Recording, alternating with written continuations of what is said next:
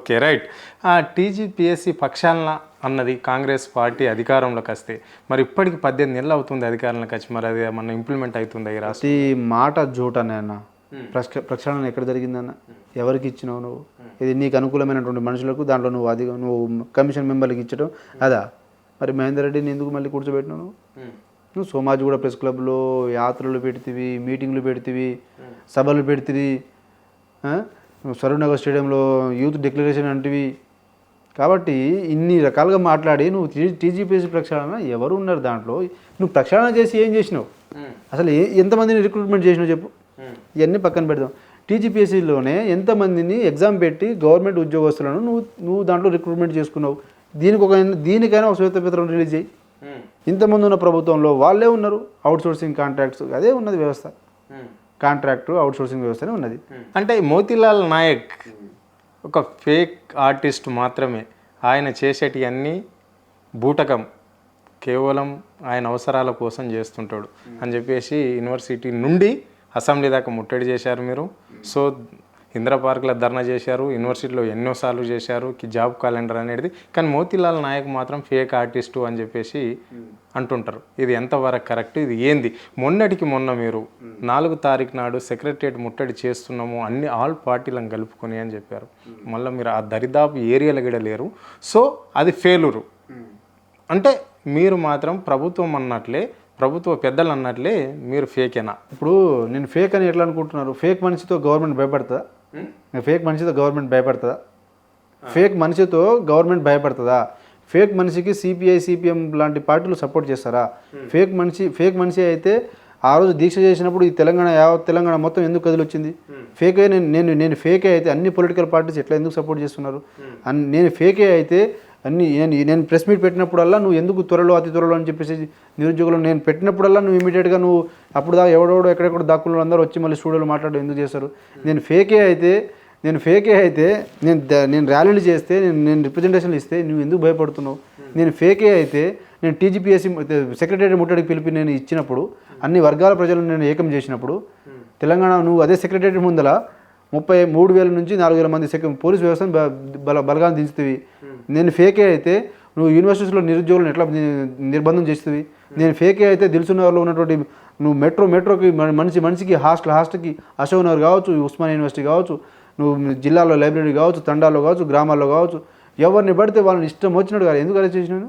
నేను ఫేకే కదా. నువ్వు ఎందుకు భయపడాలి? నా కోసం, నా గురించి ఎందుకు భయపడాలి నువ్వు? అంటే మొన్న ఎందుకు సక్సెస్ చేయలేకపోయారు? అంటే డెఫినెట్గా సక్సెస్ చేసి పార్టీలను కూడగట్టినామని చెప్తున్నావు కదా. అంటే వామపక్షాలతో పాటు ఇక్కడ ప్రధాన పార్టీ అయిన బీఆర్ఎస్లను కలిసినామని చెప్పినావు. అంటే చాలా పార్టీలను కూడగడుతున్నామని చెప్పినావు. అంటే మీరు ఒక 15 రోజుల నుంచే ఒక క్యాలెండర్ రిలీజ్ చేసి దీన్ని సెక్రటరియట్ నిరుద్యోగుల ఆధ్వర్యంలో ముట్టడి చేస్తున్నామని ఇంత పెద్దగా చేసినోడివి ఎందుకు రాలేకపోయినావు అక్కడ? ఇప్పుడు వీళ్ళు ప్రజాపాలన అంటారు, అవునా?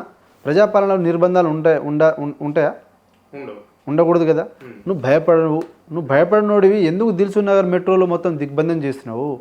ఎందుకు 3 రోజుల ముందరనే యూనివర్సిటీలో ఉన్న వాళ్ళందరినీ నీకు తెలియదా అన్న? యూనివర్సిటీలో ఎంతమంది అరెస్ట్ అయినారో మీకు తెలియదా? అశోక్ నగర్లో ఎంతమంది అరెస్ట్ అయ్యారో మీకు తెలియదా?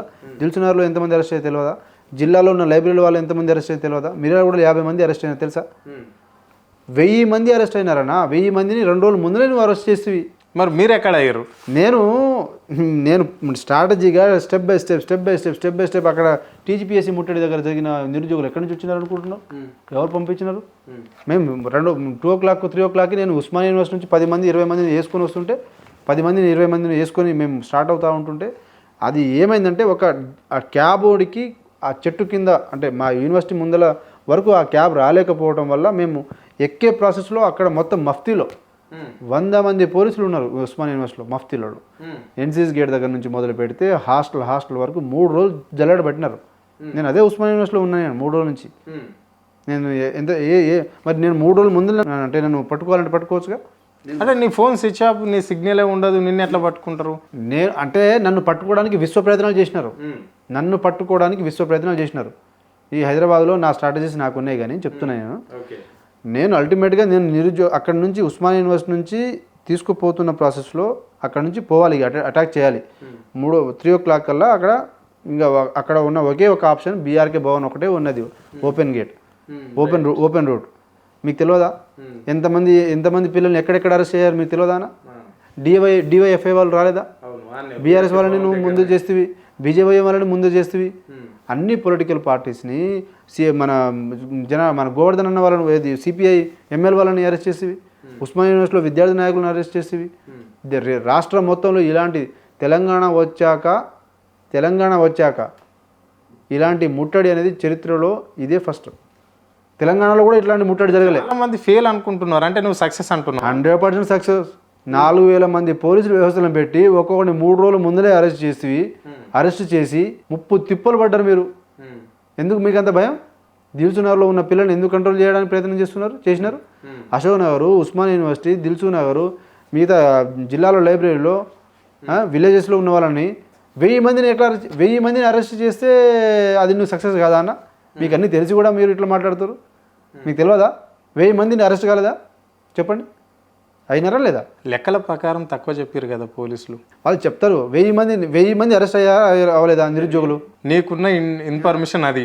4000 మంది పోలీసు వ్యవస్థ రాలేదా? మీరు అక్కడ సాక్ష్యం కాదా? ఎందుకు 4000 మంది ఎందుకు వచ్చినారు? 4000 మంది వచ్చి నువ్వు సెక్రటరియట్ని కాపాడుతున్నావు అంటే నువ్వు ఏ స్థాయిలో భయపడుతున్నావు? నువ్వు తప్పు చేయనోడు ఎందుకు భయపడుతున్నావు? అసలు మేమెందుకు ముట్టడి చేస్తాం? మాకు ఉద్యోగాలు కావాలని చెప్పేసి ఇవ్వడం ముట్టడి చేస్తున్నామా ఇప్పుడు?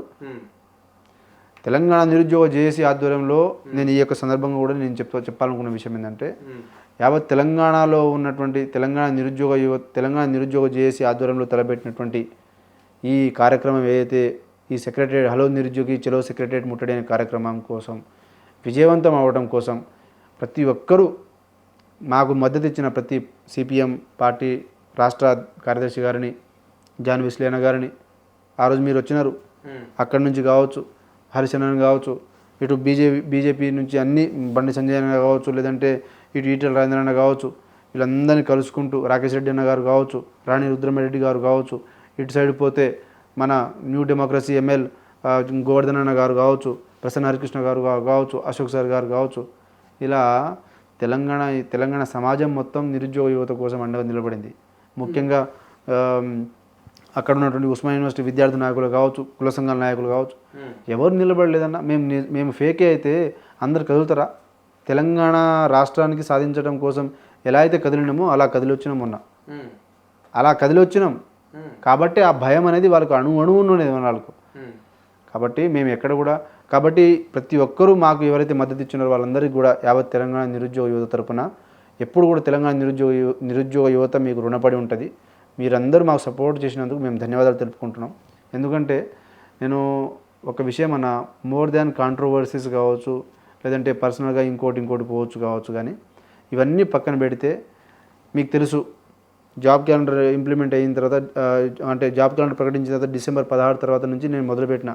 ఆ రోజు దీక్ష నుంచి మొదలు పెడితే పేగులు తెంచుకొని ఈ రోజు వరకు రిప్రజెంటేషన్లు ఇవ్వటం నా దగ్గర ప్రతి డేటా ఉన్నది. నేను ప్రతి ప్రెస్ మీట్లు ఉన్నాయి, ఉస్మాన్ యూనివర్సిటీ వేదికగా కావచ్చు, లీడర్లను కలవడం కావచ్చు. ఇప్పుడు మహేష్ కుమార్ గౌడ్ని నేను కలిసిన, కేటీఆర్ గారికి నేను రిప్రజెంటేషన్ ఇచ్చిన, మా తరపున మాట్లాడమని చెప్పేసి ఆ రోజున విమర్క గారిని కలిసిన, నేను పృథ్వీరాజన్న గారిని కలిసిన, నేను మందకృష్ణ మాది గారిని కలిసిన, ఎవరిని కలవలేదు. కలుసుకుంటూ రిప్రజెంటేషన్ ఇచ్చుకుంటూ ర్యాలీలు చేసుకుంటూ మే 30 తారీఖున ఫస్ట్ ఈ ఇందిరా పార్క్ దగ్గర ధర్నా చేసి 700 మంది విద్యార్థులతో నేను స్వచ్ఛందంగా పార్టీతో సంబంధం లేని వ్యక్తులతో 3.5 గంటలు ధర్నా చేసినాం. అది మీకు తెలియదానా? అది ఏ స్థాయిలో మన ఇంటెలిజెన్స్ పోయింది? ఎవరికైనా మనం నీళ్ళు ఇచ్చినామా, ఒక ట్రాన్స్పోర్ట్ పెట్టామా, ఒక బిస్కెట్ ప్యాకెట్ ఇచ్చామా? ఆ రకంగా మాకు భగవంతుడు, మేము ప్రయత్నం చేస్తున్నటువంటి ఈ యొక్క ప్రయత్నానికి భగవంతుడు మాకు సహకరిస్తున్నాడు తప్ప మా దగ్గర డబ్బు లేదు, మా వెనకాల పార్టీ లేదు, మా వెనకాల మనుషులు లేరు. ఒక జెన్యూన్గా ఎక్కడ ఎలక్షన్ కోడ్ వస్తే ఈ నిరుద్యోగ యువతకు ఇంకొక సంవత్సరం పాటు ఉద్యోగాలు లేకుండా అయిపోతుంది అని చెప్పేసి ఒక చిత్తశుద్ధితో ప్రయత్నం చేస్తున్నాం తప్ప మేము ఇంకొక విధంగానో మాకు ఎవరితో కాంట్రవర్సీస్ లేవు.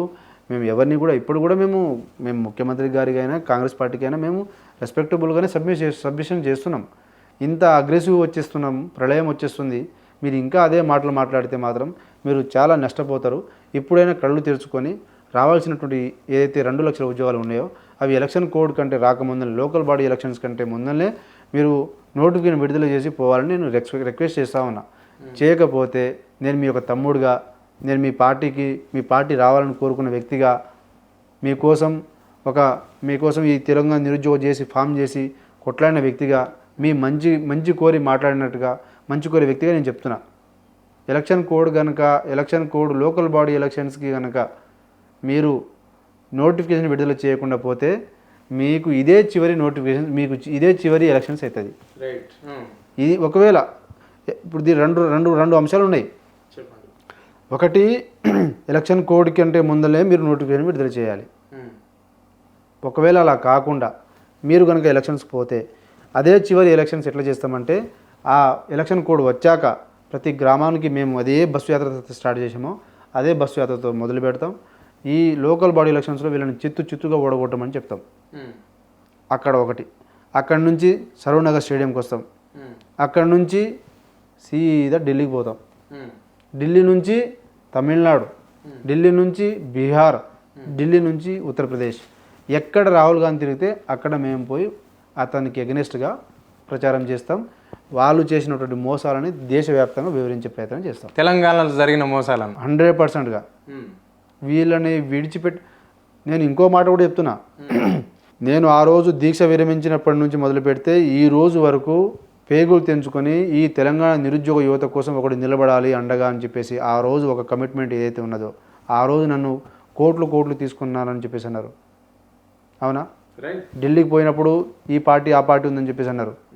అయినా కూడా నిరుద్యోగ యువత మరి నా వెనకాల ఎందుకు నిలబడుతున్నారు?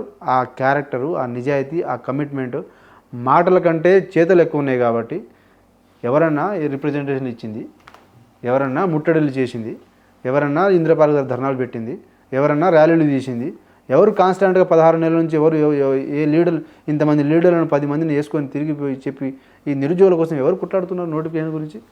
చివరి నోటిఫికేషన్స్ వచ్చే వరకు కూడా నేను ఈ ఎత్తిన ఈ జెండా అనేది దించను. రెండో విషయం, నేను రాబోయే ప్రభుత్వం ఏం వస్తుందని నాకు అనవసరం. రాబోయే ప్రభుత్వం ఏదైనా రావచ్చుది, నాకు అనవసరం. దాంతో ఎవరు ఏ హామీలు ఇస్తారని నాకు అనవసరం. నాకు ఇంకో 3 సంవత్సరాలు నాలాంటి నిరుద్యోగ యువత వాళ్ళకు న్యాయం జరగాలంటే పోరాటం చేయాల్సిందే. వాళ్ళకి ఎందుకంటే ఇది ఎలక్షన్కి ఇంకా 3 సంవత్సరాల దూరంలో ఉన్నాం. ఇక్కడ నష్టపోయేది ఇక్కడ ఏదో మళ్ళీ ఒక పార్టీని పడగొట్టడానికో ఒక పార్టీని లేపడానికో ఇది కాదు జరుగుతుంది. ఈ ప్రయత్నం అంతా నిరుద్యోగులకు జాబులు రావాలని చెప్పేసి ప్రయత్నం చేస్తున్నాం. రాకపోతే మాకేం అవసరం? మన ఒక పార్టీని ఓడగొట్టి ఇంకో పార్టీని తీసుకొచ్చి, ఇంకో పార్టీ ఓడగొట్టి ఇంకో పార్టీని తీసుకొచ్చి ఈ సర్కిల్లో కాదు కదా నా నిరుద్యోగులు దేనికోసం వచ్చినారు? దే ఆర్ నాట్ ఒక పార్టీ వర్కర్, ఒక పార్టీ కార్యకర్తలు కారు కదా వాళ్ళు. కాకపోతే వచ్చే ఎలక్షన్లో ఎందుకు బుద్ధి చెప్తామంటే, నువ్వు మమ్మల్ని మోసం చేసిన కాబట్టి బుద్ధి చెప్తాం. అలా బుద్ధి చెప్పడం వల్ల ఒకరిని తీసుకొని ఇంకోటి కూర్చోబెడతాం తప్ప అది 3 సంవత్సరాల తర్వాత జరిగే దాని గురించి మనకు అనవసరం కదా. దానివల్ల మాకు ఇప్పుడేం ఉపయోగం పడుతుంది? ఇప్పుడు మేము కొట్టాడాలంటే అన్ని సెక్షన్స్ ఆఫ్ పీపుల్ నుంచి మేము సపోర్ట్ తీసుకోకపోతే మా శక్తి చాలా చిన్నగా అవుతుంది కదా. మేము ఏ పార్టీతో అఫిలియేషన్ లేకుండా ప్రోగ్రామ్ చేస్తున్నప్పుడు ఎక్కడైనా ఒక ప్రోగ్రామ్ ఒక పేపర్లో వస్తుందా? ఒక టీవీ ఛానల్స్ వస్తుందా? రెండోది, ఇదేమైనా ఎలక్షన్ కోడ్ దగ్గర ఉందా? నీకు ఏమైనా నీకు గవర్నమెంట్ ఇంకా ఈ లాస్ట్ ఎలక్షన్స్ జనరల్ ఒక టర్మ్లో ఒక 4th ఇయర్లోనో 5th ఇయర్లోనో ఉంటే అప్పుడు మాట్లాడితే అర్థం ఉన్నది. ఇప్పుడు మాకు ఎంత శక్తి అవసరం ఉన్నది, ఎన్ని వర్గాల ప్రజలు మాకు అవసరం ఉంటే కానీ గవర్నమెంట్ మీద ప్రెషర్ క్రియేట్ కాదు. మొండోళ్ళలాగా కూర్చున్నాడు. కాబట్టి మేము అందరినీ కలుస్తున్నాం, అందరినీ సపోర్ట్ తీసుకుంటాం. మాకు ఒక పార్టీ అని కాదు, మాకు అల్టిమేట్గా మాకు నోటిఫికేషన్ రావడం కోసం ఏ స్థాయిలో ఎట్లా ప్రెజర్ క్రియేట్ చేయాలో ఆ స్థాయిలో అన్ని రకాలుగా ప్రయత్నం చేస్తాం, ప్రెజర్ క్రియేట్ చేస్తాం.